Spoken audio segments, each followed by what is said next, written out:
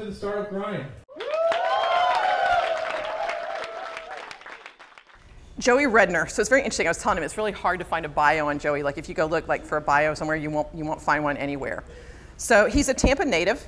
He was born and raised here in Tampa. He's the founder and the CEO of Cigar City Brewing, of which the beer that you guys are having tonight. They make really awesome beer.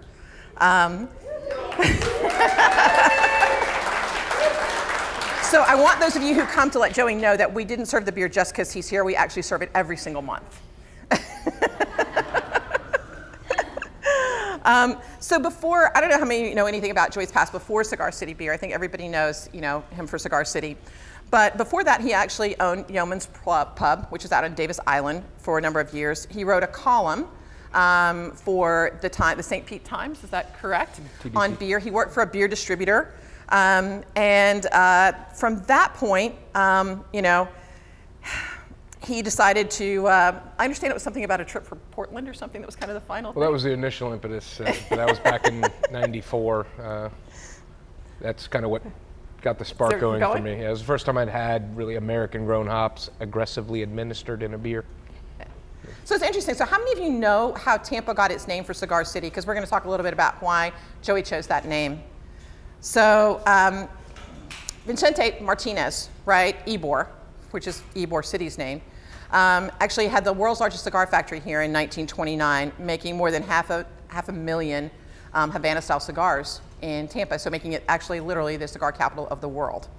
So I think Joey's mission now, based on everything I can see, is to do the same thing for craft beer here, which I think is awesome.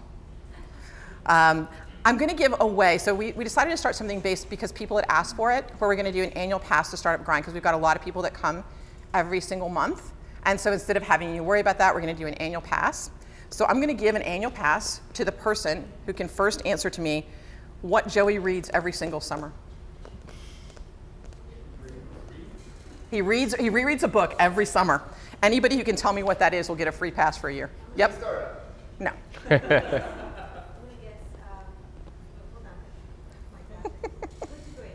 No. I will tell you that it has nothing to do with entrepreneurship from a book perspective. Yeah. I disagree. Well, no, I didn't say that, but they would not. It's not going to tie to that kind of stuff. No. No. I'm sorry? That's a good guess. No. Actually not, but no. Tracy. I'm sorry? No. No. 50 Shades. No. You're getting closer. No. The greatest American novel ever. Right. I'm like, I can't believe nobody's catch it. Yeah. That's correct. Oh. That's it. That's awesome. The Adventures of Huckleberry Finn. All right. So that's cool. So how about everybody like jump up really quick and give a round of applause to Joey, and then we'll get started.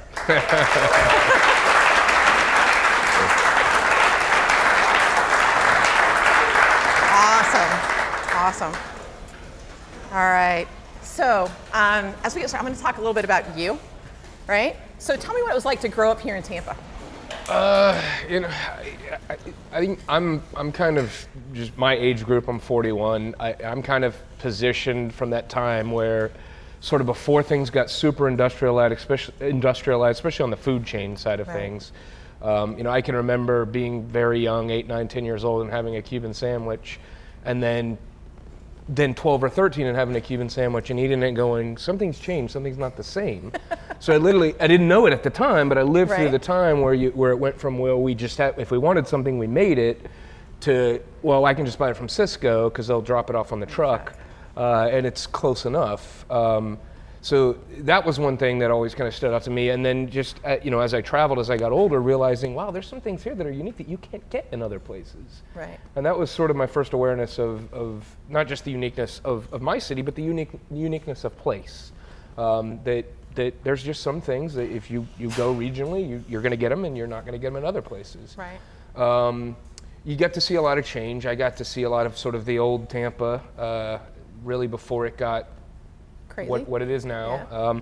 Yeah. I remember I went to Chamberlain High School, and I remember, we would have our field parties out in what is now West Chase and Fawn Ridge, because there was nothing there. It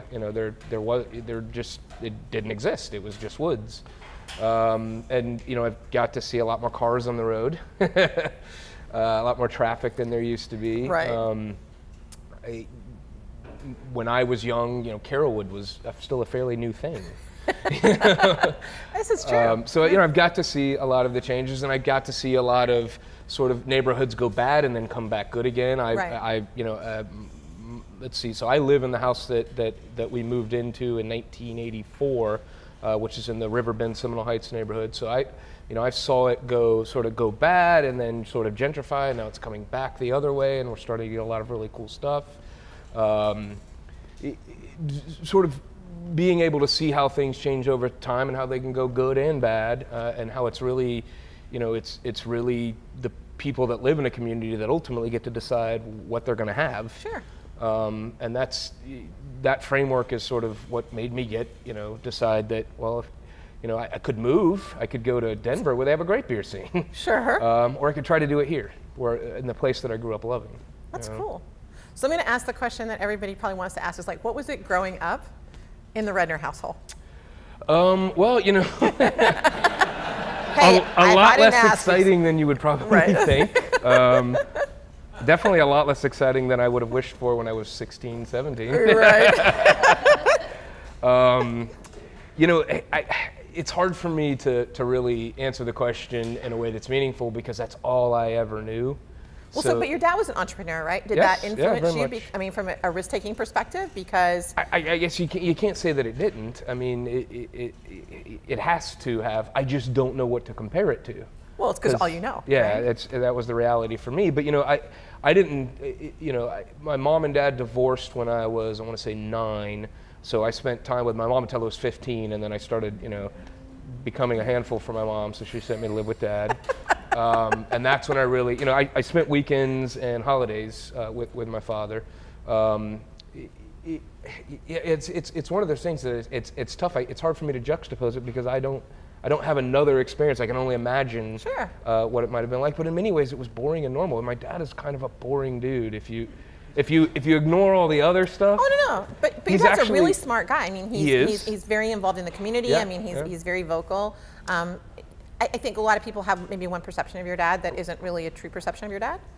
Well, I think, you know, just in any situation, people are different things at different times. Sure. And I think he had to be that to fight for his business. But then when we're at home, he's just the guy that's, you know, sitting there watching TV and, you know. But your dad was a hardworking guy. And he was, you know, definitely, no doubt about that. He made everything he had, he earned. That is true. And, you know, he's a high school dropout, self-educated. But, you know, again, I think how I interacted with him versus how the public interacted with him was very different. To me, he was just kind of like just the boring guy. He was dad, you know. So now you have a beautiful wife. I mean, you're a devoted husband and father and 3 daughters. 4 daughters. We have 4 now. Yeah. Wow. So what's it like living in a house that's only full of estrogen then? How does that work out for you? Well, we have a dog, and the dog is also female. Oh, well, there you go. We have fish, and I don't know, but I suspect they're probably female too. Yeah, you know, it's. I don't. They're still young, so. So you don't really know yet. Yeah, they're 6, 6, 4, and 1, and now it's awesome because they're all daddy's girls, and I really am a superhero to them. So right now it's really cool. I can certainly envision later in life some troubles down the road, but you know, I feel like I'm such an irreverent kind of asshole sort of in my private life. Like I just have a very sort of scathing sense of humor, which I have to constantly cull back, that I feel like if girls like bad guys and that gets them in trouble, they're going to have to really, really search to find someone who's said worse things than dad has. But who knows? So kind of to that point, right, about becoming an entrepreneur, did your wife think you were nuts when you came home and said, I want to start a brewery? No, extremely supportive. In fact, I couldn't have done it without my wife, honestly, because especially in the beginning, you know, it just took so much time. It still does. You know, right now my wife is home taking care of the kids, feeding them, getting them down, and I'm here. And you know, I'm going to be traveling. I'll be out of town 15 days out of July. And so she's been very supportive, and she understands, you know, how important it is to me. And I can't underplay that it couldn't happen. And, and sometimes I'll be in situations where, I'm just talking with one of my buddies and, trying to commiserate with him about his wife is maybe not giving him the leeway that he would like. And it's foreign to me because my wife, she has done nothing but empower me. Yeah, I think it's really hard if people have a person, being an entrepreneur myself, I think it's really hard if the other person in your life isn't supportive of that, because they have to put up with a lot of crap. Yeah, and it's weird. It's really weird. So my wife, she was in telecom for years, and she was like just that go-getter. And when I met her, she way out-earned me. And it was that way in our relationship. We've been married going 11 years, and it was that way for the majority of it. It's only been 5 years, that I've had the brewery going, and really only the last 3 years that I've been able to pay myself well. Yeah. I'm going to ask you about that if you have some questions on that. But so she was the breadwinner for the first 6 years of our marriage. 5 years. So that role was able to change, and I think maybe that was part of the reason is that she was able to step back and go, okay, well, you do it now. I don't know. That's cool. So one of the things I want to talk about, because obviously we've got a lot of technical entrepreneurs in the audience. So I think there's a lot of correlations though in any business, and even in kind of what you guys do. So as we go through and kind of talk about some of the correlations of how what you've experienced might relate to the people that are here. So one of the things is growth. You guys have kind of had hyper growth, right? You went from 2 employees to, I don't know, how many do you have today? I think we're at 68 at the production facility, 45 at the brew pub. And from 1,000 barrels to 55,000 is what you're on target for this year? 960. We did 34,000 last year, and we're hoping to do 55 or something like this year. Yeah. And so, how has that hyper growth really impacted day-to-day business decisions? It's in some ways things get easier because you have more heads tackling a problem, but in other ways, the challenges become magnified. Your head gets turned in so many directions, and you're it's like whack-a-mole. Well, we're not doing so good here, so you really focus all your attention here, and then other problems crop up. But like I said too, in some ways it gets easier because you can bring in more people to help you with problems, and you can bring in people that have a specialty where you don't. Right. I did not go into this thinking that we were going to be at this point just over 5 years ago. I really didn't. And so, I'll be honest, I kind of fought it internally a little bit.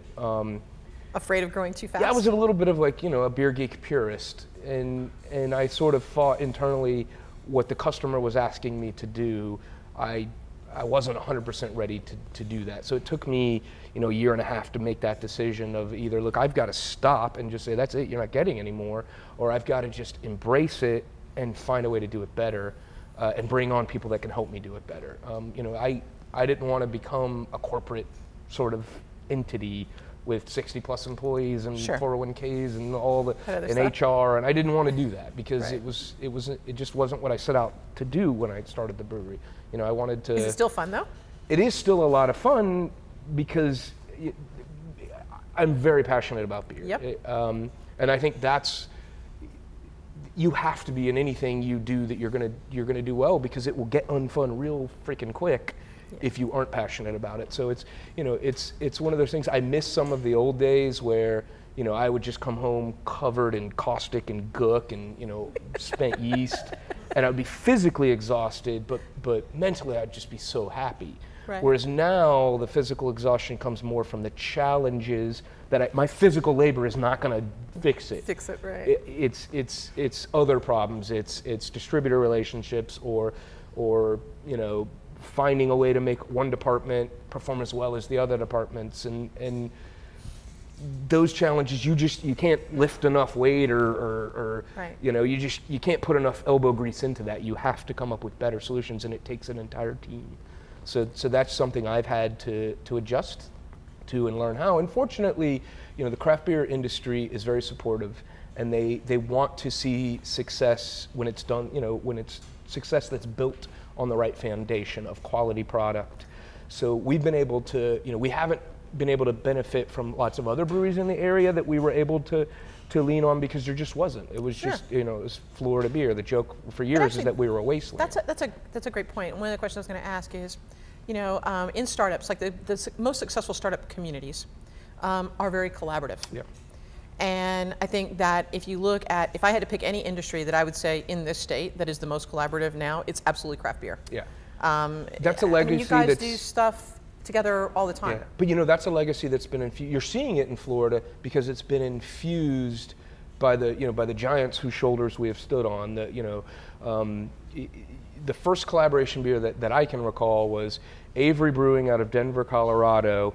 Oh God, I forget the name of the beer, but they had a beer that was named, that had the same name as a brewery out of California called Russian River. Okay. And so the owners of both of the breweries were in the room. I want to say it was Supplication. I think it was Supplication, or maybe it was, I know it ended in a nation. Anyway, so the one brewery owner says to the other one, hey, you know, you've got the same name as I do. And, you know, instead of them immediately calling the lawyers, they go, we should do a collaboration beer and draw attention to that. And the name of the beer was Collaboration, Not Litigation. I like that. That's cool.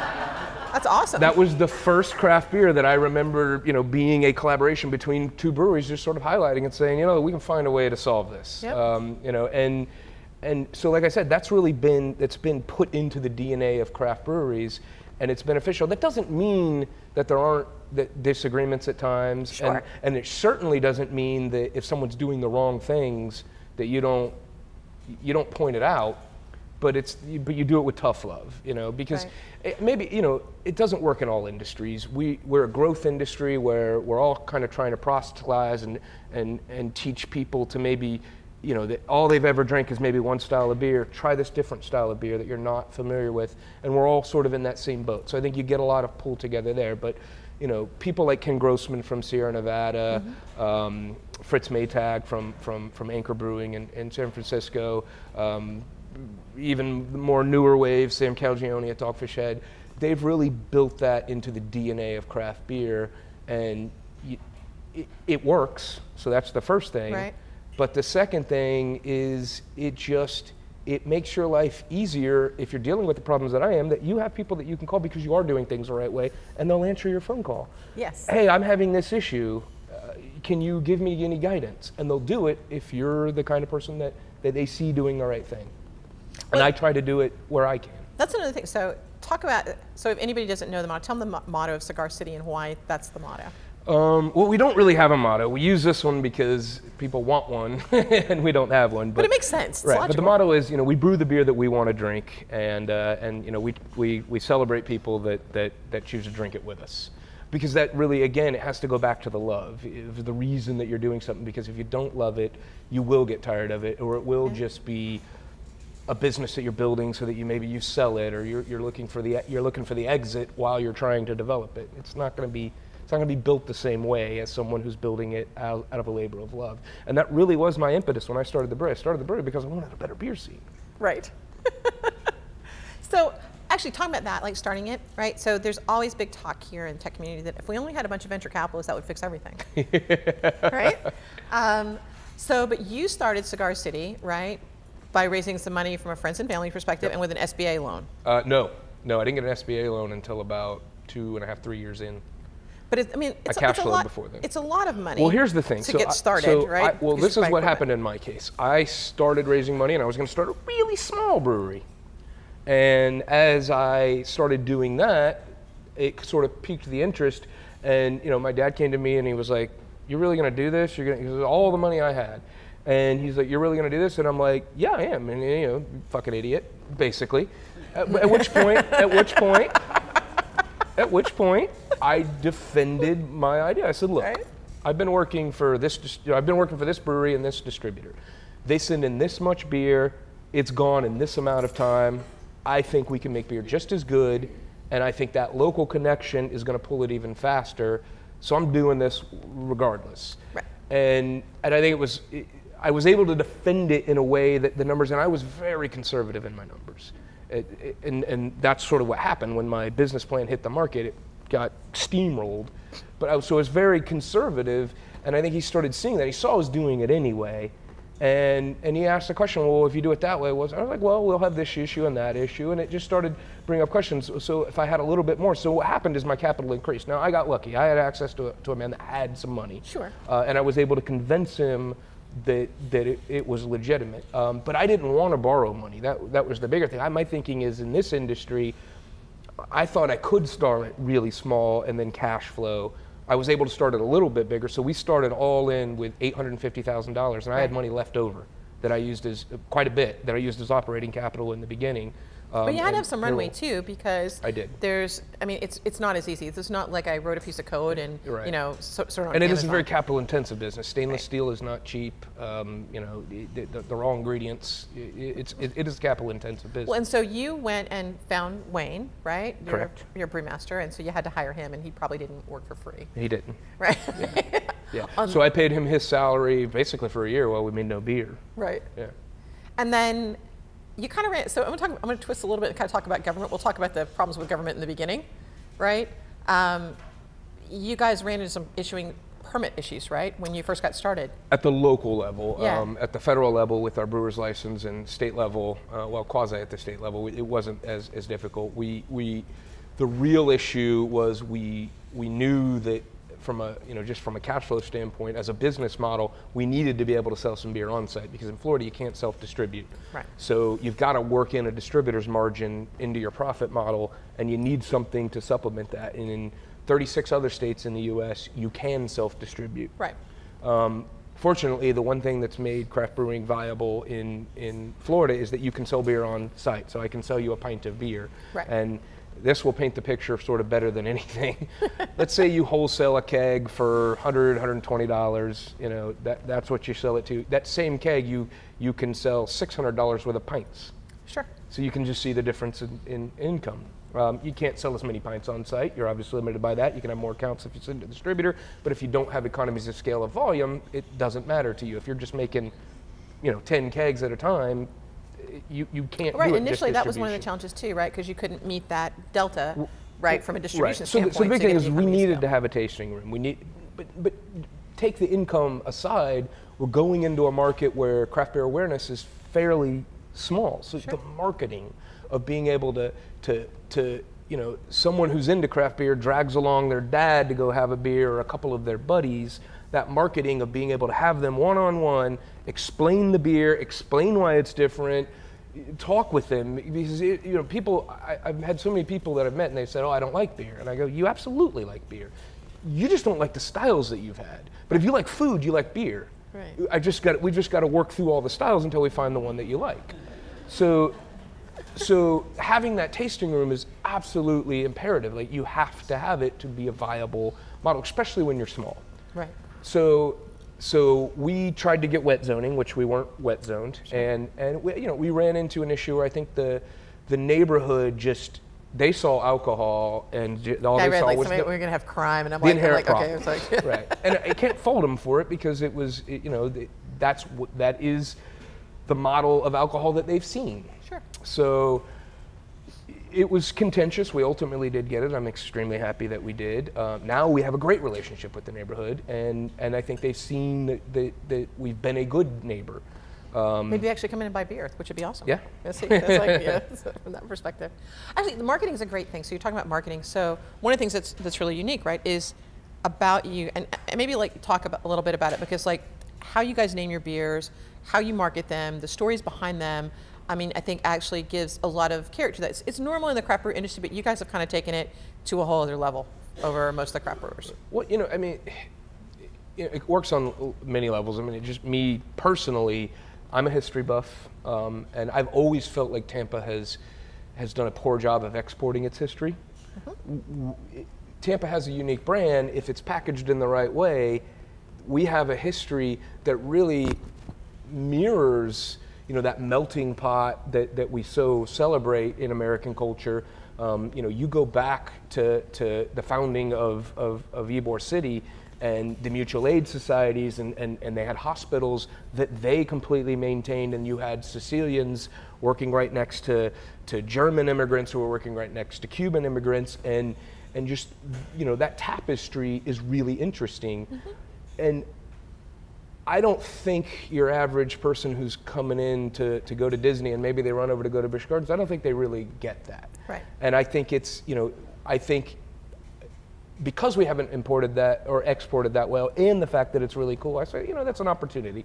This beer can is, it's a soapbox. It's a chance for me to talk about something. I've got to talk about something. Right. It'd be the beer. Why don't I just include a little bit about where I am? And then that chains into sense of place. Let's say you're in New Orleans. You don't want to go to Chili's and then go drink a Budweiser, because that's not the experience. That's right. You want to go have Cajun food and drink an Abita, because that is the experience. That's right. You can't get that here. Or in my case, I want to go to Acme Oyster Bar and have an Abita. So it's like, so that sense of place, that sense of I'm in another place, and that's, that's part of the tapestry of what there is now. So I just felt like I could have called the beer anything, and why not reflect something that I've always been enamored with, that I think is very cool, and then it sets it apart, because that's something that as a brewery that I can own. Budweiser cannot be a Tampa brewery. No. Even though they had a brewery in Tampa. Right. Their story is St. Louis, and their story is Anheuser-Busch and Adolphus-Busch. That is something that I'm a 5th generation Floridian. That is something that I inherently can be a part of, because I've earned it by right of birth, accident of birth, and by the fact that I put my time in here. I can be Floridian. So, and it's limiting. So, if you take this beer to Missouri, it doesn't have quite the same story. But if you take someone from Missouri and they're in Florida and they want a Floridian experience, I can be that. But I do think what you guys have done, you compete for shelf space and those kind of things, so those things are important. So how it looks, what it says, those kind of things are absolutely important. And I've drank craft beers from all around the country, and like we were talking about earlier, and I was like, I really like this one that I had here. And you kind of remember the experiences that relates to that. Right. But I think it is different in that while all the craft beers almost have a story around them, but it's not generally about place. Right. And I think that's the part that sort of makes it, kind of unique. I think it stands out to me more, I feel like any brewery that doesn't highlight something, and you see it in the wine world, terroir is so important. Sure. Any brewery that doesn't highlight their place, I think is either missing an opportunity, or B, they want to be so damn big that they can work anywhere. But it's cool. I do see it more here. Like, I know, like I was at Darwin's the other day, right? And you collaborate. So Darwin, great Darwin, great Santa food. Maria, and I love the fact they're actually serving the Peruvian food at the brewery and stuff, which is awesome. But I do see that in kind of where people are doing that sense of place, and then Motorworks, which is down there, right? And they put it in olfactory, and so it ties the name to the place, and they're doing the same thing with the beer names and that sort of thing, which I do think is really there's cool. a circus themed brewery in Big Top, right. And so it's kind of cool, like the different things that you're seeing, and I see it more here, than I do in some of the other areas. Well, in many ways, it's back to the past. So we now have as many breweries in the U.S. as we had in the 1880s. We're back to the 1880s awesome, in number of breweries. Well, but that's what beer was for most of beer's existence. It wasn't a it wasn't a product that was made in one place and sent all over. It wasn't like beer with water in it, because that's what it was for a long time. Well, that's the other interesting thing. So the dominant beer style is the pale lager. That is one of the newest beer styles. Now, I'm okay with drinking a lager at IPA. Pale lagers have their place. They totally have their place. We make a pale lager. Right. Yeah. But I think it's the diversity that actually makes it interesting, because you don't want to. I wouldn't drink the same wine every day. I wouldn't drink the same other things. So I wouldn't want to drink the same beer every day. Well, it's the perfect example. But going back to the 1880s, that's what brewing was. Then as you traveled regionally, you experienced new beers, and water profile is going to change how one beer is, even if it's the same style and has the same ingredients. It's going to change as you go place to place. That's what brewing was for most of brewing's existence, and it wasn't until industrialization that you started to have a homogenize, where it was like, well, I'm going to make this beer here and I'm going to send it all over the country, and it's going to be the same experience all the time. And I'm not saying there's anything wrong with that. Sure. I don't have a problem with anyone who if you like that beer and you like to have it in this city and then that city and it's always the same experience, that is great, and there's definitely someone who will cater to you. Sure. But my problem as I became a beer drinker is that was just a style I didn't really like a lot, and no one was making the things I did like. And I honestly didn't know they existed until I stumbled upon them. And that's when the light went off. But I think a lot of entrepreneurship comes from that, right? There's something that you're missing, or you find someone's missing in the market, and you go like, all right, now there's actually a need for that in the market. I remember drinking a beer, like, probably close to 21. And going, this cannot be like what everyone gets all excited about. Like, just literally drinking this thing going, just like, what is the big why? Right. Like, nothing super special about this. Right. Yep. So as you started to scale, right, so what do you think, kind of like relating back to, entrepreneurs, what's been the toughest thing about scaling the business? Other than giving up the control of everything. Yeah. Well, in some ways it gets easier because honestly, passion, I think, attracts passion. So we've been able to bring in brewers who even if they maybe started with a little bit less knowledge of the people that were coming in behind them, but have just picked it up that much faster. I think the hardest thing that we've had to deal with internally is just developing the systems that a brewery our size needs to have, because 4 years ago, we were a brewery of, 8 people. So you go from 8 people to 68 people, and you have to develop the internal communication, right, and the processes and procedures and protocols, and you've before, where I wasn't really so concerned about OSHA, I have to be very concerned about that right, now. Because it was me doing most of the work, so I fall down and hurt myself, I can't sue myself. You have to develop things and it's happening at the same time that you're trying to keep up with the demand of the product. So, it's like you're just trying to dance to a song that's being played way faster than what it was recorded for. And right, that's really been the challenge and again, fortunately, we can tap into a knowledge base that in this industry they're willing to share. Well, it's interesting. So I think everybody from the outside thinks that, you've made $1 billion and, everything's, but I think you're doing good now, right? But for a while, like you said earlier, right? Well, for a while, you didn't. I know what I pay myself, and I've obviously looked at what other CEOs pay, and I'm still underpaid. Yeah, but I think also own the company, so there's some upside that I hope is going to come later. But you've also been reinvesting a lot of money in growing the business, right? So to the tune of hundreds of thousands of dollars on equipment and those kind of things. Millions. Millions. Yes. Okay. It's the nature of the brewing industry, right, is every time it gets bigger, the equipment costs get bigger. You're always leaving your bet on the table. You're always leaving your bet on the table. But one of the other things, it's also not been a cakewalk. I think everybody assumes everything's been peachy, right? So there's some issues when you open the brewery, right? And we can go back and talk about the whole growler issue. But you had a small recall. Yeah. Right? Well, we've had several issues with the beer being the quality and consistency that we wanted. Fortunately, we haven't in the last year plus. Right. Minor things that have happened, but they've more been sort of process. Things weren't executed right at that time and nobody caught it. But we had some systemic issues very early because we were just growing on top of ourselves. Sure. And once they really fully came to light, it was really sort of that come to Jesus moment.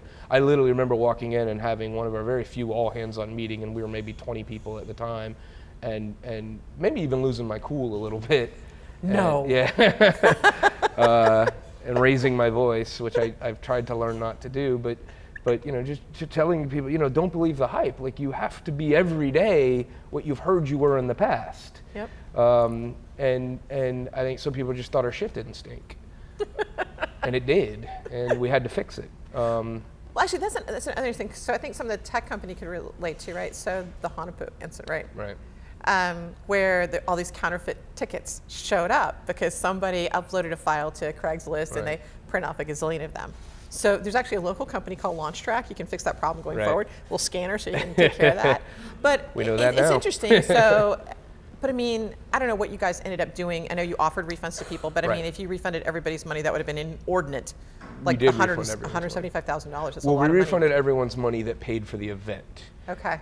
The people that bought beer, we obviously didn't refund their money. They got the beer. Sure. And then we rebrewed the beer. We gave a free beer away to everyone that could prove they attended, right, that had a band, and then we sort of fudged it on. Well, we knew. See, the problem is when people exploit a system, if you try to make it right, you have to make pay for back everybody. the people that exploited the system too, so you can get the Right. people that got screwed. So it's just one of those things to do. I'm not trying to sell beer, you know, I wasn't trying to sell beer that day. I'm trying to sell beer for the next 10 or 15 Of course. years, 20 years, 50 years. So my thinking is just make it right. I think we kind of got, or I got more credit for doing it than I really deserved for making up for it. And I deserve any negative we got for not executing it right. I had the choice to say, you know what, we're only going to sell, we're not sure, so we're only going to sell half the tickets, and that way if they counterfeit half of them, we can accommodate it. So I could have done that, and I didn't. I think again, some of it was built on what I remember craft beer being when I first started getting into it, where it was, you know, one of our favorite sayings internally is that, you know, the craft beer industry is 99% asshole free. I like that. I like that. And it generally is, but I think anytime you put in an incentive for someone to Sure. profit, people are going to do it. But it was interesting. I thought that the coverage around, like there's some mixed stuff in the media, but the majority of the media was very supportive of what you guys did. And even in the social media space, it was interesting because the people who were the complainers got quickly called out by the other people who were patrons, like exactly what did you expect to happen, blah, blah. So I think your loyal followers, right, or people in the industry were really supportive. Well, you know, it's one of those things. I mean, you know, people could have been really angry and been creating a big splash because they went and had the beer and it just sucked and they hated it, and how dare you sell that? So if you're going to have a problem, that's a better problem to have. Right. Is that there's more demand than you want. You know, that said, I didn't get into this industry to deal with that, and I'm very ill-equipped emotionally to be the kind of person that does with that. You know, the first Hunipoo day, there was 150 people there, and I probably knew 2/3 of them. Right. Just from the craft beer industry, and you know, you're a victim of your own success in some ways. That it jumps beyond that, and you know, the impetus is on me to recognize that and plan for it. What that probably means is an event that we figured we could handle 3,000, we probably need to focus on 1,500 and just make a better experience for those people, and take away the profit model, or take away the ability to make profit. But yeah, you know, it's one of those things where it was a tough thing to go through it at the time, but it was really very much an easy decision to say, look, we didn't do a good enough job to get your $50 for this event, because if you came early and you had a great time, a lot of other people didn't, and how do I determine who was who? So we just give everyone's money back, and we had some great customers. We literally had, I literally got a box of beer that someone mailed to me with $50 in it, saying you refunded my money and I had an amazing time. We got a lot of that too, and we had a lot of people that literally said, hey, when we get our refunds, we're all going to the brew pub and we're going to earn the brew and we're going to spend it back there, and they did. They did. We sold. We had an enormous day the day after those refunds went through. But again, the way I looked at it is I didn't do a good enough job. If I brewed a beer and it didn't attenuate properly and it was just a sweet mess, and I sold it to you and you gave me money for it, and you came back to me and said, dude, this ain't good, try it, and it wasn't, I got to give your money back. Sure. Because we had an agreement about what was going to happen. I was going to sell you a beer you liked, and you were going to give me money for it. Well, I didn't hold up my end of the bargain. So if I don't hold up my end of the bargain, I just feel like I have to give you the money back. So what do you think, aside from the Hunipoo instance, which was probably, I think publicly probably was the worst thing that, you know, you guys well, had. Again, you know, is there a mistake it was that you certainly made? like it certainly sucked that day, and Right. I hate, this is like a cloud I don't want to put a silver lining on, but in many ways, I mean, it was good publicity, because it said, why are people going crazy over that? Sure. You know, I'd love to try that beer just to see what these idiots are going nuts over. You know, so. I think there were a lot of people who probably felt exactly that way. Like, who's going to wait in line for a beer, you know? And who's going to be mad if they didn't get it? But is there another instance, so is there something along the way in building the company, right, that you think was a mistake that you wish you could have corrected? We grew too big too fast while me still trying to fight it. So we're really growing on top of ourselves, and I didn't want to go borrow money. I'm just very old school that way. I try to cash flow and be conservative. I should have done it so that I could build things out more the way they needed to be. You know, by the time you fill up that other space, you're going to need more space, right? Oh, God. I'm just saying. So, it's a great problem to have. So, you know, I was probably the biggest cheerleader there was for craft beer in Florida, and I way underestimated what the growth has been. I mean, you see it all over the country, but, you know, if you do something well, you'll find a consumer. The problem is it is, you know, it's a manufacturing industry, and I didn't have the right mindset in the first 2 years. And you know, you see it in the brewing industry a lot. You know, I have buddies. You know, I have a buddy in Vermont. His name's Shawnee. He has an amazing brewery, and he's really fought that growth. And he's even, you know, he's worse than me because he brews every beer himself. So he's just naturally limited by how big he can get. But he also fights with, you know, there's just that internal struggle. It's sort of the artist and the businessman, you know, internally struggling, and the businessman is going, come on, let's ramp up production, and the artist is going, but it will hurt my art. Right. You know, I can only make a masterpiece at a time. I can't make 15 at a time. And so you have to have that conversation and decide if you feel like you can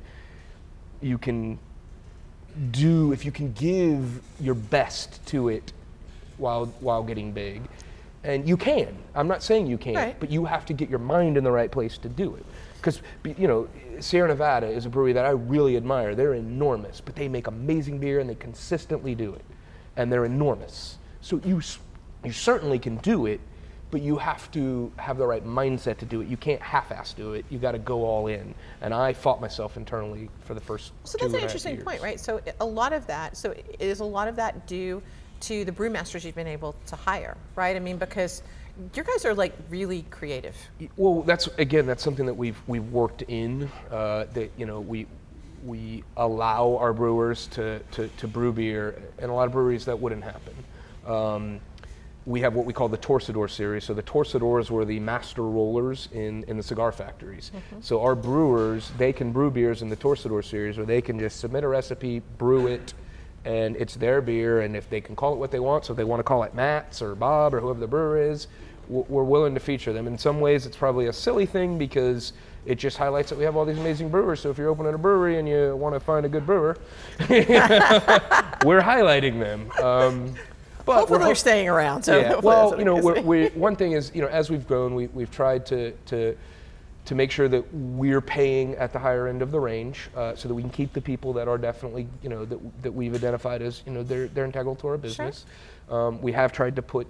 We've tried to make sure that the compensation for the employees grows above the curve of what the national average is. So, you know, you've got good people. We benefited a lot because, you know, I think the same way that the consumer was underserved, how you know, there wasn't enough local breweries making enough beer for them, the people that were really into beer and had the knowledge to make it, mm-hmm, they were underserved. They didn't have places to work. So I was able to really have my pick of the litter of people that did have a lot of passion and did have a lot of intelligence and were able to come in and really help our company because they didn't have anywhere else to go.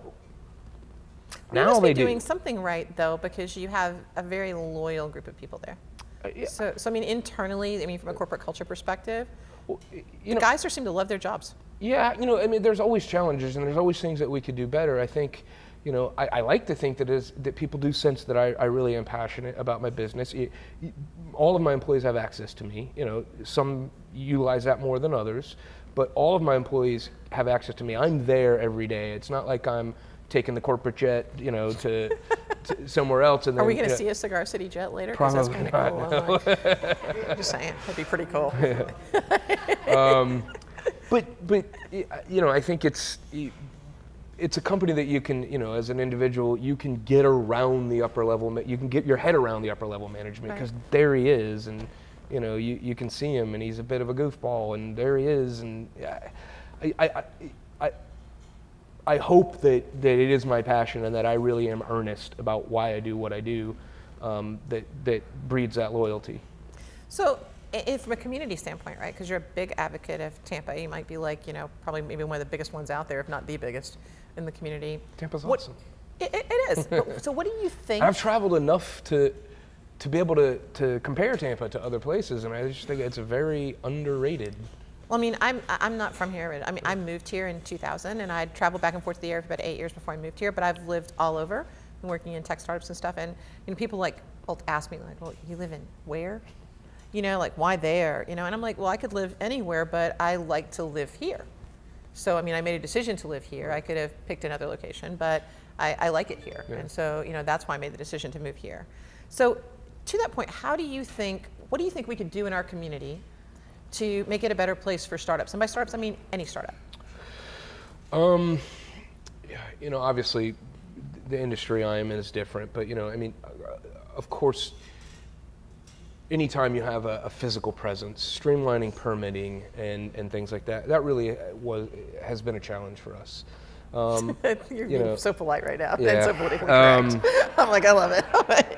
It really has been a challenge. Just getting people to, people will come in and say things to you that you can't do this, and here I have a great example that I think really highlights it. So we brewed our first beer in March of 2009, and the electric was installed, and the guy who runs permitting, he's the one who signed off on our permits.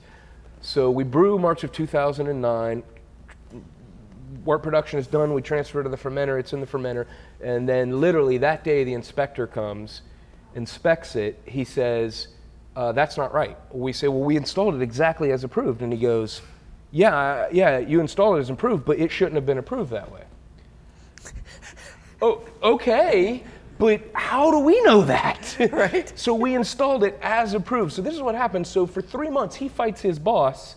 They come back to us 3 months later. Now we got saved. If you remember 2009, we had an exceptionally really cold winter. So our power was off, so we couldn't keep the beer cool because our glycol chiller wouldn't run. It just happened to be cold. So that beer sat in that fermenter for 3 months. So for 3 months, I've been paying my brewer. I'm not drawing a salary myself. I finally made a product after a year of building it out. I can't even sell it. They come back one day and they just go, "Okay, it's okay." So we didn't have to change anything. They let us sit for 3 months with all that capital out there, all of that, and just sit and twiddle my thumbs and do nothing. And everything was done because we'd done everything. So it was not like I could work on something else for 3 months. So, to me, that's a super good illustration you could have lost of everything. the issues. I mean, you could have lost all that money. Well, if we weren't as capitalized, right? if we weren't as capitalized as we were, we definitely could have. And then we got the same inspector when we did the expansion, and we just raised holy hell, and they pulled him off. But even when you do something like that, you have to worry that now does this guy hate you, and if you do something in the future, is he going to just try to get you? Right. You shouldn't even ever have to think like that. But I just saw it. I saw it firsthand.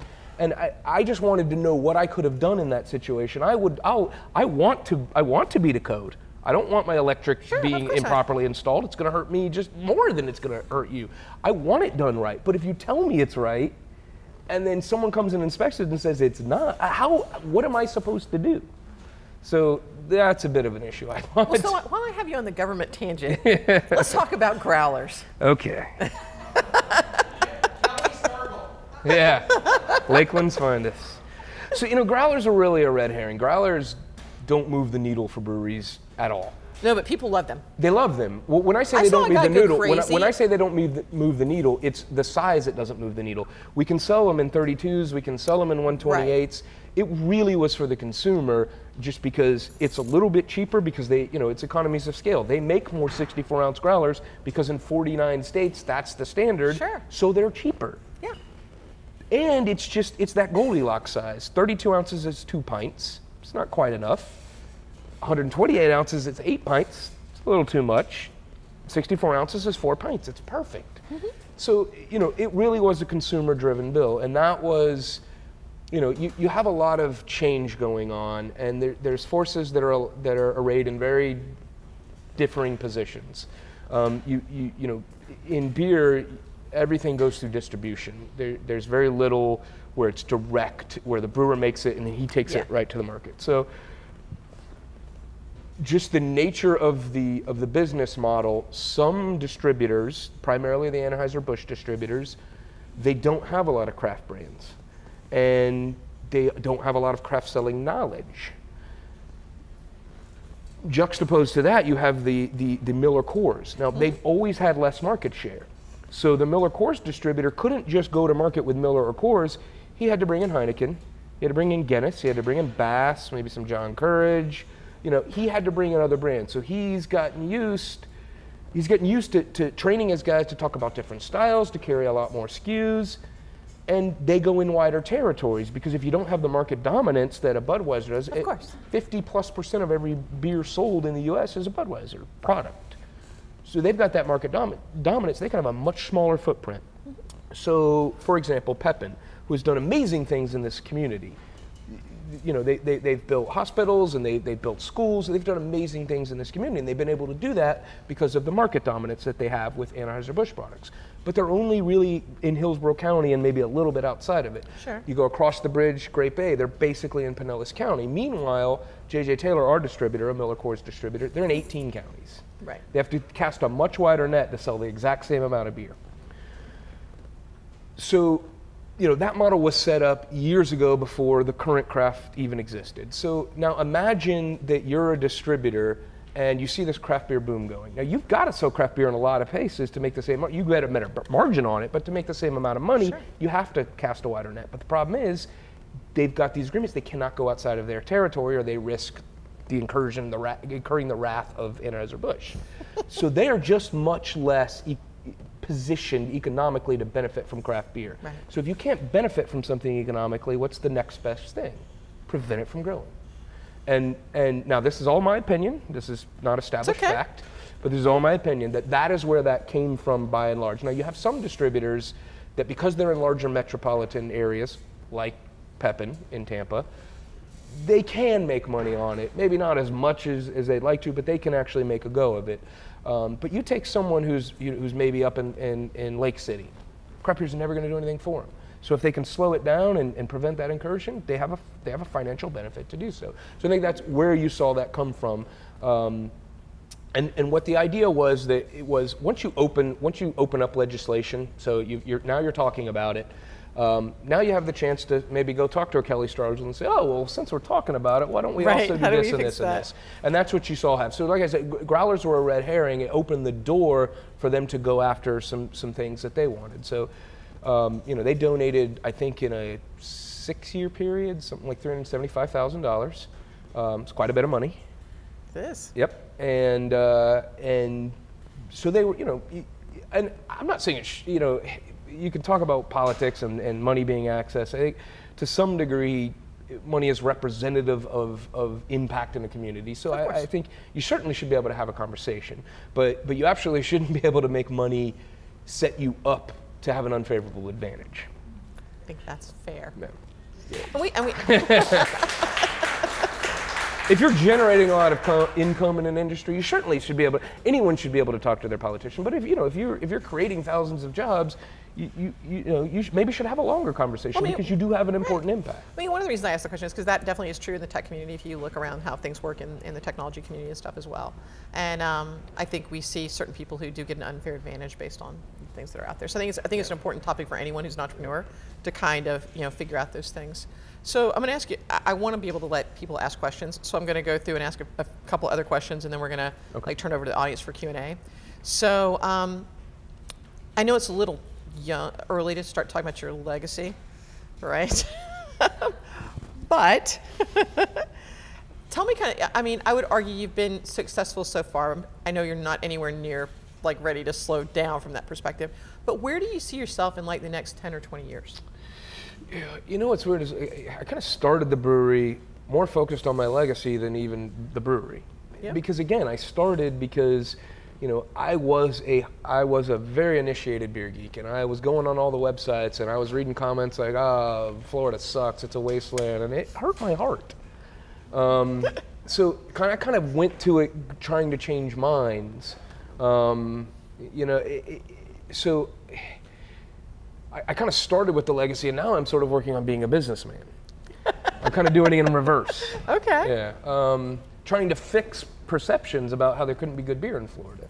So do you want to be, like we talked about, Mr. Ebor, right? Would you like to be that for beer in the state of Florida? Would that be like like an ultimate win for you? I would like my legacy to be fairly analyzed. If I really had an impact, I'd just like it to be fairly analyzed. You know, I did what I did, very naive, and not really. If I'd have known, I might have been petrified to actually do it. So. I cool. try not to think about it. That's all right. I really do, because again, I'm still very capable of like geeking out on the minutia of beer, and that's what I want to see. You know, I'd love to see a day where, like, you know, all of the breweries in Florida are extremely well thought of, and I think we're kind of moving in that direction. Mm-hmm. You know, it's you know, Florida isn't a one-trick pony. You have Funky Buddha that raises a lot of. And we have some definitely some advocates of that beer. Yeah, you know, but you know, Tequesta, who actually won Best Brewery in Florida this year. Right. It wasn't us, you know. So you're starting to see, you have Rap, which really gets a lot of accolades out there, which is, you know, across the bridge. So to me, that's, you know, that's what helps sort of create a scene. And I've always thought if you create a scene and you act well within that scene, you're going to be great. You know, it's not the fashion district because there's one house there. It's not the diamond district because there's one. Sure. It's because that's where all the good ones are, and that's why you go there. That's why you get on a plane and fly to go visit something, because there's a lot going on, not a thing. So yeah, I actually think one of the things I thought was very interesting when all this stuff was going back and forth related to the legislation that I found odd was, I'm thinking, like, does anyone take into account the amount of tourism that comes into our state now based solely on the craft brewing industry? And it's a lot. Yeah. And I was like, you know, we try to get people to come look at Mickey Mouse and the beach and everything else, but I'm like, you know, these people are coming in, they're spending money a lot of other places. And so they're coming here for this reason, but there's a lot of dollars that inflow into the community because of that. Yeah, definitely, yeah. And so it's interesting, like we in our tech industry, we drink a lot of beer. I've noticed that. Yes, it's like, there were 90, by the way, in that cooler over there earlier tonight, so I'm pretty sure there's probably none left at this point. You know, other than your own beer, right, so I'm going to put you on the spot now, what's your favorite beer? You know, I'm a huge fan of Goose Island's Bourbon County Stout, which is now an Anheuser-Busch-owned company, but, you know, they're still making great beer. I tend to like stouts a lot. There's a beer called Hop Nosh from Uinta in Utah, which I think is just a really great IPA. Like it's got a real nice balance to it. Like it's big but drinkable big. Yeah, I'm not a huge Pony fan. Not because it's not great. I'm just not like I'm actually not a hophead. That's what's funny. I'm much more of a porter, stout, pale ale kind of guy. That's why I like Hop Nosh, is because it's a little bit less. I'll be honest, like Jai Alai, I can certainly sit down and drink 2 or 3, but that's definitely Wayne Wombles, my brewmaster. That's his baby. People love Maduro, that beer. It's not my favorite. Mine. It's not my favorite. Yeah. I think it's good beer. Well, that's what's great about beer. Right. Is, like I said, you absolutely like beer. We just got to find the right one. Right. You know. So, if you were sitting here and asking you a question, what question would you ask? Wow, that's a good question. That question. So you really are a smart ass. Okay, got it. Oh, wow. God, that's a great question. You know, the one question I think that anyone that has some success probably asks themselves at any point, I don't care how hyper confident you are you really the right person? You know, I probably ask myself that, you know, all the time, back there, you know, am I really the right person for this role? But then I answer it with, well, it doesn't fucking matter, because I am. Because I am this person. So, have you seen Inside the Actors Studio? You've seen it on TV? Do they literally ask the rapid fire questions? I've probably seen more Saturday Night Live spoofs of it than I've actually seen it. Oh, there you go. All right. Yeah. So we're going to I did see when, oh God, was it Bradley Cooper asked a question of an actor, and then I believe it was the comedian C.K. Lewis said, you know, no actor has ever been good from doing that. And then they were in a movie together where Bradley Cooper is like basically dry humping him. Right. And I just thought it was hilarious. So that's about how much. That's about how much I've seen of. All right. So we kind of do this thing at the end where I kind of do some rapid fire questions. So I'm going to ask you a question. You just give me the first answer that pops into your head. Shit. Okay. No, it's okay. Right. Trust me, you will not have said anything worse than some of the other people who are in this room who are my guests have said, I can assure you. Oh, well, now you've given me a challenge. So it's like, it'll be just fine. Right. Okay. So what's been your most satisfying moment in business?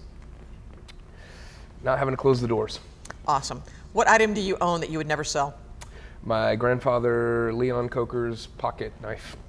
What's your favorite word? Or are you thinking too long? Yeah, I like filmics. God, I don't know, they're like 50 of them are tied for first. All right. Yeah. What historical figure do you admire most? Probably Samuel Langhorne Clemens, Mark Twain. Yeah. Excluding yours, what company or business do you admire? Sierra Nevada.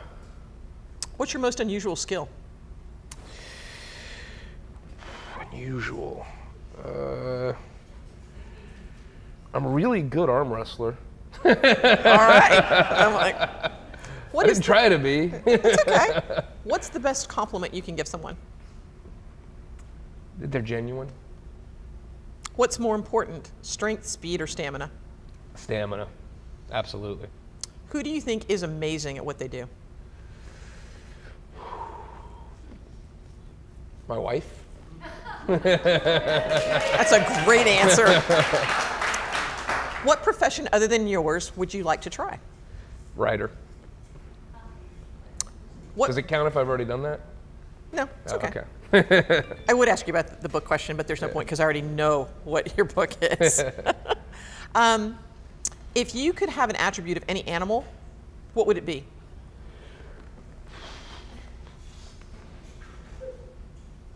An attribute of any animal. Or be any animal. Let's go with skunk. I just like, you're gonna be stinky, I can make you stink. In one word, characterize yourself as an entrepreneur. Cattywampus. Ooh, I like it. Now you know somebody's from the South. And finally, what makes you happy? My family, my kids. Yeah. Awesome. So big round for Joey.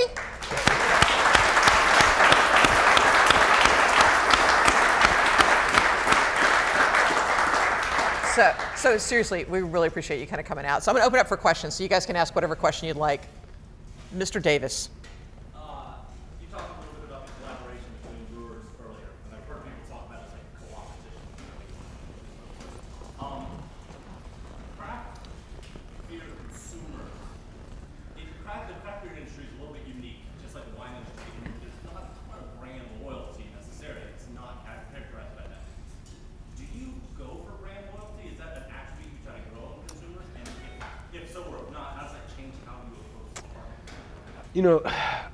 It's weird because so the craft consumer is very promiscuous, and I am the craft consumer.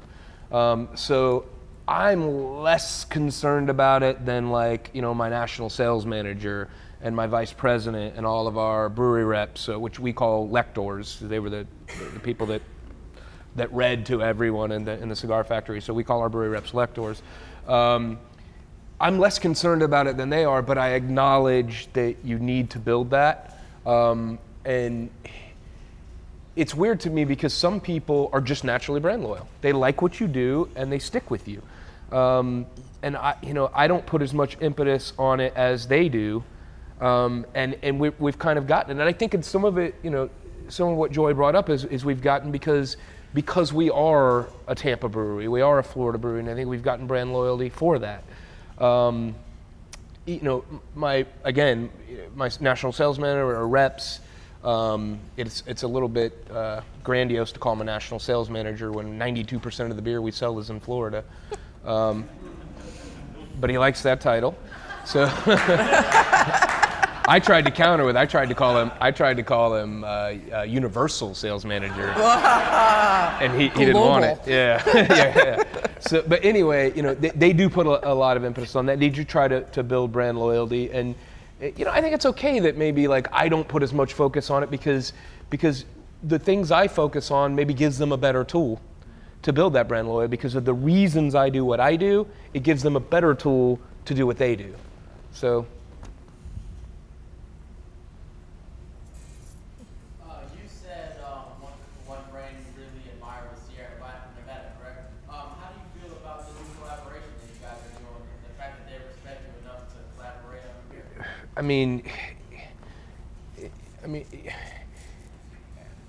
I imagine it would be like if you were the Pope and Jesus calls you.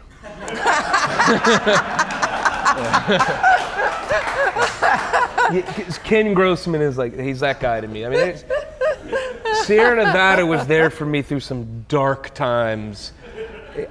When they first called and pitched it, I tried to like not squeal. I really did. There's a picture of me. I'm at a Gator game, and I hope I don't offend anyone. I'm actually a Hurricanes fan, so it was like 2000, 2001. I think we played. It was in Gainesville, and there's a picture of me holding up the sign, and I've got a bottle of Sierra Nevada in my hand. This is well before I ever even thought that I would own a brewery. It's just a beer that was there for me when there wasn't a lot of other good beer. They'd gotten there and they'd fought that fight to get there. So, I mean. Sorry, he's the grandfather, but he's more than that. He did it, and he did it at a time when it was so much harder to do it than what I've had to deal with. So, yeah.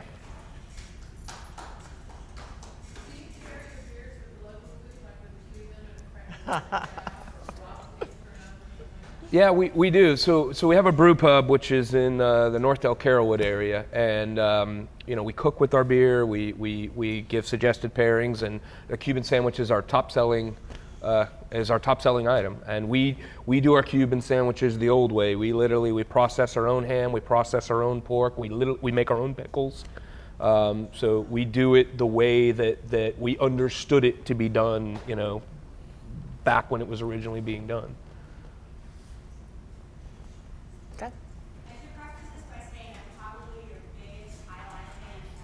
Thank you. When I've discovered over the years, my gut doesn't like it as much as I do. Do you guys have any options or do you see anything going into more of the lighter calorie beers? Well, one thing I would say is, if you put out more calories, you can put more in.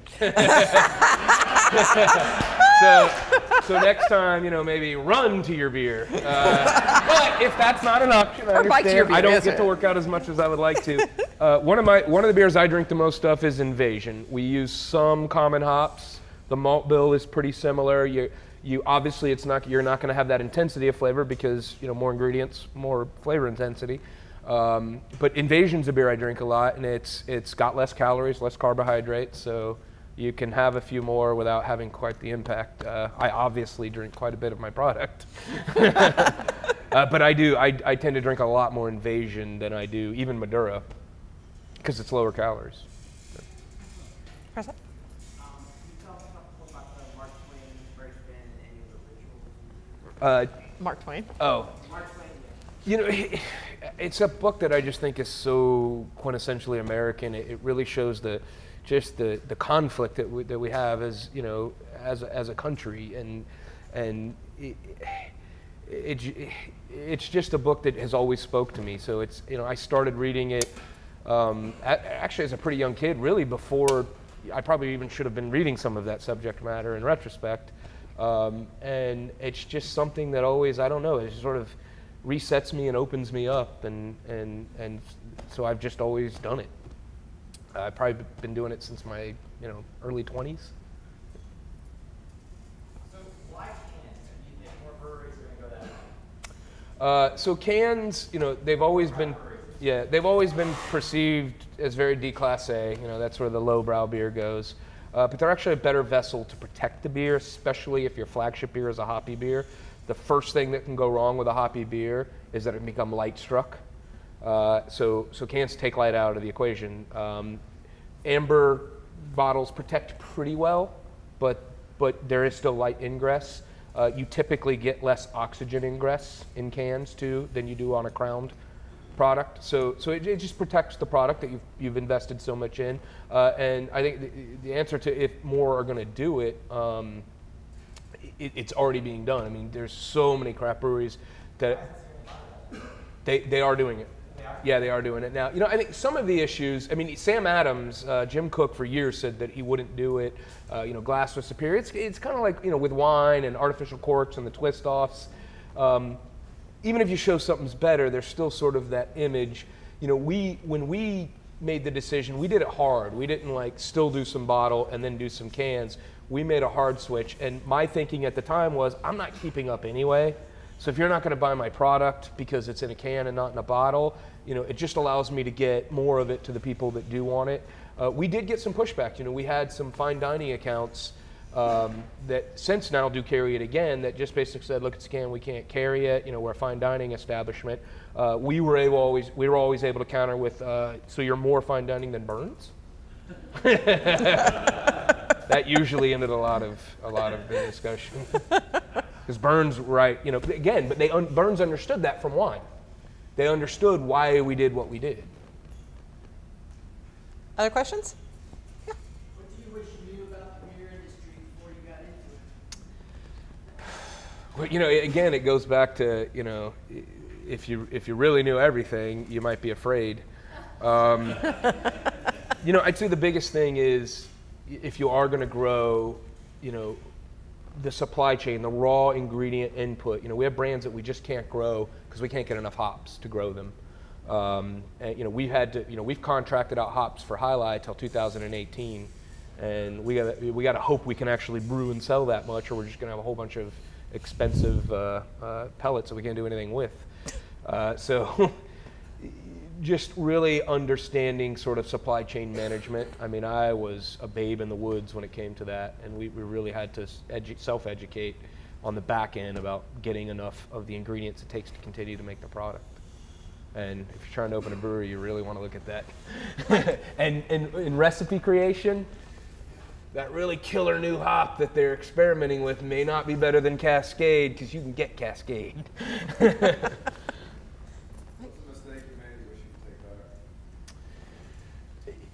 Letting beer go out the door that wasn't the way it should have been. You can never take that experience. You can't, you know, it's like, we talk about marketing. I know for a fact that I put beer out that wasn't the way it should have been. And I mean, I would pay 50, 100, 200 bucks to have that experience back from that individual, and you can't buy it back. There's no amount of money that will take that negative experience back away from them. So making sure you get it right the first time. Talking about having that experience with the individual, talk about Brew Hub. So Brew Hub, yeah. So Brew Hub is all right. So when InBev bought out Anheuser-Busch, you had a bunch of executives at Anheuser-Busch that didn't want to be involved with the new company thing. So they had kind of been watching and seeing the craft beer growth movement. And the big thing that craft beer we've always struggled with is capacity. So Tim Schoen, who's the president of Brew Hub, who's very highly placed at Anheuser-Busch, he basically quit, resigned from Anheuser-Busch, and he got the Yucaipa Group. And I don't know if you're familiar with the Yucaipa Group. They're based out of California. Bill Clinton's on their board and is very active in Yucaipa. So they basically got the funds to say, we're going to build breweries, and the plan is that we're going to build them all the way across the U.S. So let's say you're a California brand, but you want to be closer to the market on the East Coast. You can brew under what's called an alternating proprietorship, a brewery partnership agreement, where you can come in and use our facility to brew your beer there. The first one is being built in Florida, in Lakeland.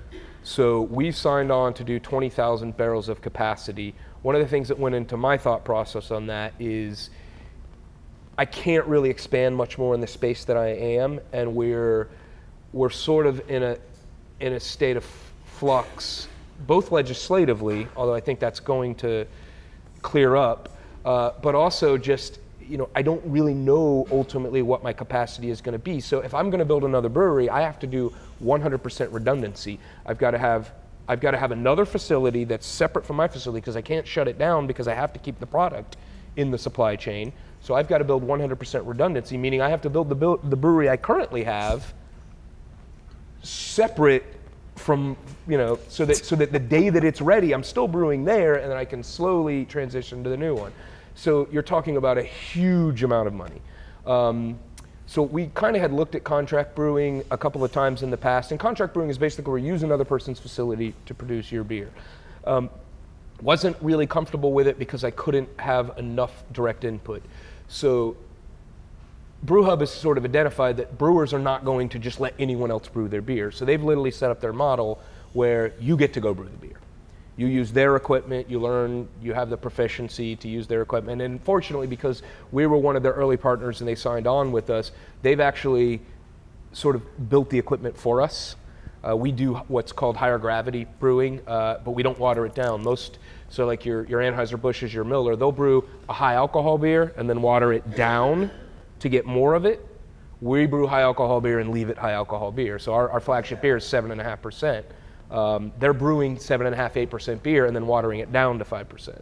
Which there's nothing wrong with that. It's a perfectly workable technique to make their beer. From the consumer standpoint, there's something wrong with it.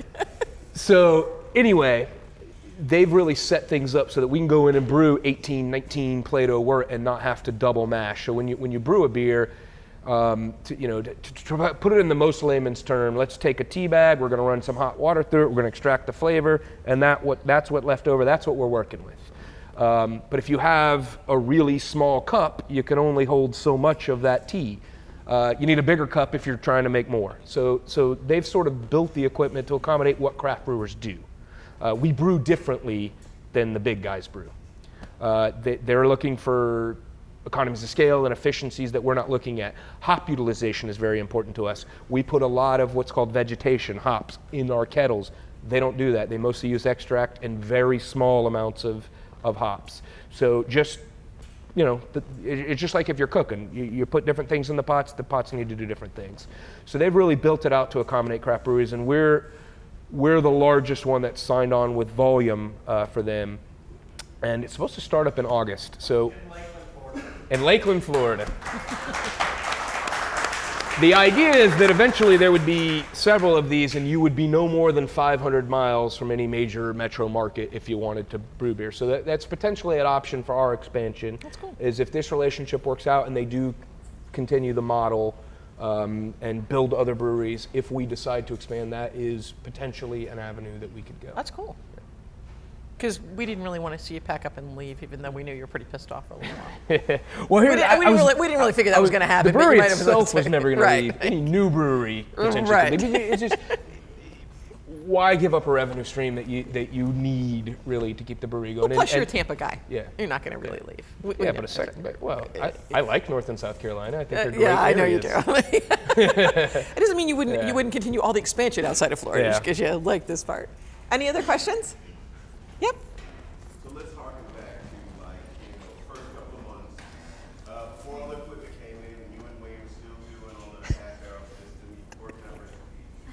What did you have so planned out perfectly that went so wrong when it came to That's a great question. Honestly, I don't remember. I know we did some beers that we ended up not doing, and I don't even remember. Like I put them out of my mind. We do a lot of things that don't work out. That's the nature of throwing a lot of stuff at the wall. Is sometimes I thought that Chinese 5-spice and dragon fruit was going to work out great, but it didn't.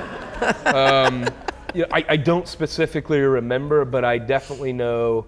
Well, I guess I can answer in some ways. A lot of the early development was we would brew the same recipe, but we'd do it with a different yeast strain. So we did like 3 different versions of High Lie with 3 different yeast strains. We did 3 different versions of Big Sound or Scotch Ale or Maduro. We did them all with different yeast strains. So some of them just didn't work out as well. One thing we found is, and again, our opinion, 1056, which is a very popular yeast strain. It's just a very clean American yeast strain. We just thought it didn't give much. We just felt like it didn't have enough character on its own, and that was important to us. So we ended up sort of going with a yeast strain that was a pain in the butt to work with. It didn't want to flocculate, and flocculation just means the yeast sort of drops out so that you can then make the beer look a little pretty. People do drink with their eyes. It made our beers a little muddier looking, but we felt like it gave them better aroma and flavor. And I felt like you just, at the end of the day, you err on the side of does it taste good, does it smell good, and we'll try to make it look good after.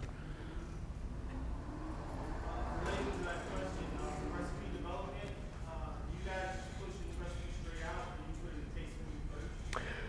Anything we're doing sort of for the first time, we'll go tasting room only. Because, again, it's not ready for prime time. But if we don't even think it drinks good, we'll just dump it down the drain. A lot of times, if we're trying to work a new hop out, we'll use, like something like our Helles, which is a little bit of a cleaner beer.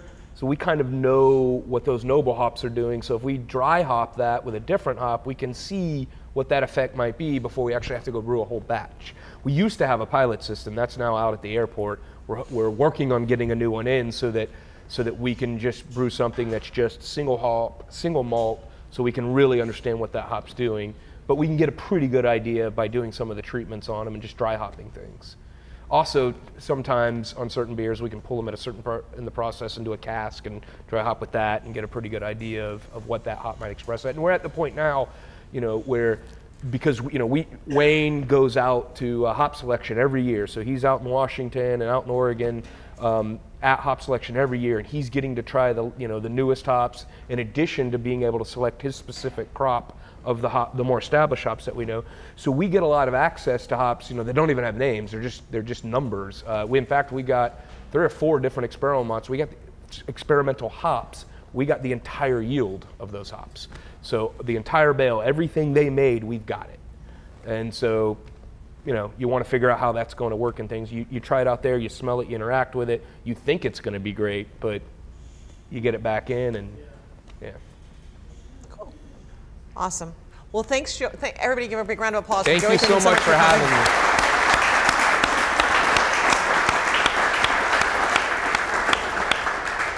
I billed him as the hometown hero because I really think he is the hometown hero here.